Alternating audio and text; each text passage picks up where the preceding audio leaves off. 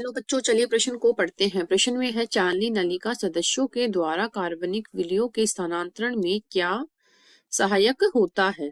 तो इस प्रश्न की मुख्य अवधारणा है मुख्य अवधारणा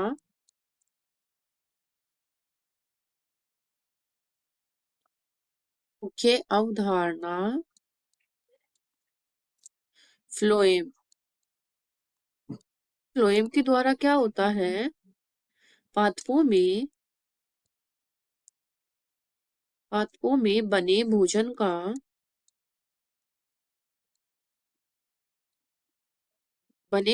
का स्थानांतरण पादप के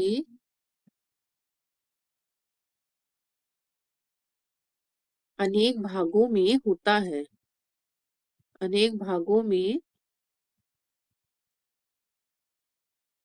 होता है।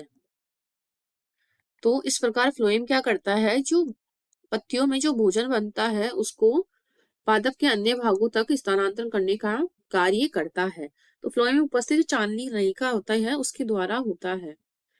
तो अब हमारे प्रश्न में क्या दे रखा है, जो चांदनी नलिका सदस्यों के द्वारा जो कार्बनिक विलयों का स्थानांतरण होता है उसमें क्या सहायक होता है। तो अब देखिए, अब हमारे प्रश्न में क्या है, जो फ्लोएम उसमें जो क्या बनता है, फ्लोएम में क्या बनता है, कार्बनिक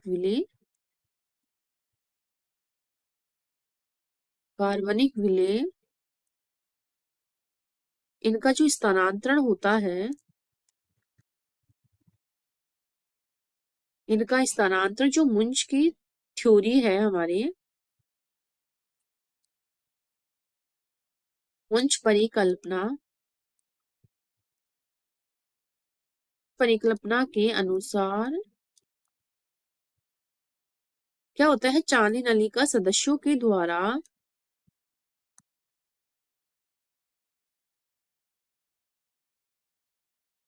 चांदनी नलिका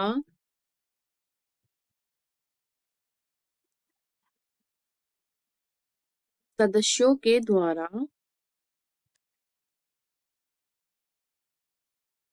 के द्वारा क्या होता है, कार्बनिक विलयों का स्थानांतरण होता है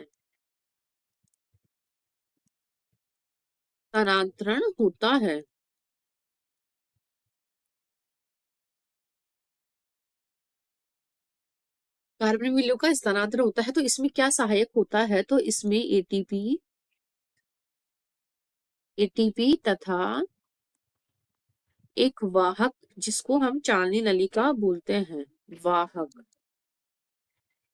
जो कि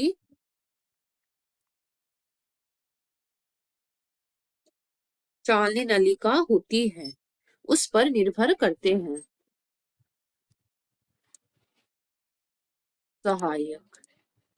तो अब हमारे प्रश्न की ओर देखिए, इनमें क्या होता है, एक वाहक तथा और एटीपी निहित संकृत प्रवाह होता है। तो ये हमारा विकल्प सही हो जाएगा। जब विलयों का स्थानांतरण होता है उसमें सहायक होता है एक वाहक, तो वाहक के रूप में कौन कार्य करता है, चालनी नलिका और एटीपी।